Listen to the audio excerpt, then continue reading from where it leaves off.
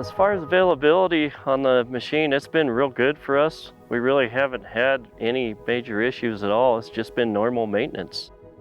Oil changes, cutting edges, and just normal everyday maintenance that you do to a machine of that size. The 16M3 right now, I'm sitting at 95% availability on it. And you're not gonna get much more than 95% with a PM schedule and everything else.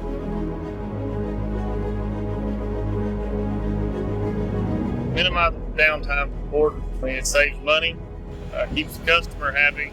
This machine's running production. Anytime this machine's down, roads aren't getting repaired, that slows down other mobile equipment. Well, as far as the service points go, when you open the doors, everything's right there at hand, right there at where you can reach right out and grab it, so to speak. Visibility in there is far better. The doors open completely wide out of your way, and can actually, if they're in your way, you can actually remove them quite easily. They just slip off of hinges. Accessibility and ease makes our job easier and faster. To do my job better, the platforms make it easier. It's a lot easier to move from the back of the machine to the front of the machine. You don't have to climb down to get in the cab to check something. You can do it all from one level, basically. Makes it a lot faster. Serviceability is far faster than the other machines. We save a lot of steps, a lot of climbing up and down, trip hazards. It's just far better. The 16M3 has the touch screen in front. You can go through the touch screen and find out if you have a code and it's getting hot. You can flip over and look at your water temperature, your oil temperature, and that way you'll have some kind of idea to tell the mechanics what you've got before they get there.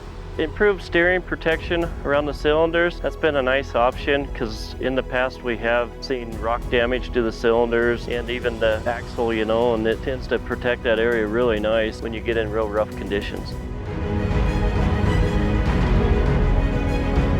The 16M3 has the eco mode on it. I think it's beneficial because it does burn less fuel. I've run it with the eco mode off and it would burn so many gallons a shift, and with it on, doing about the same work, considerable difference that I could see. The Tier 4 technology, since it's been up here running, we haven't had an issue with this machine. It's been up here 4,000 hours now and it's been going really strong.